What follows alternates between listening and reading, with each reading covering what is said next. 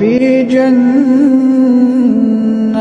عالية لا تسمع فيها لاغية فيها عين جارية فيها سرر مرفوعة وأكواب موضوعة ونمارق مصفوفة وزرابي مبثوثة أفلا ينظرون إلى الإبل كيف خلقت وإلى السماء كيف رفعت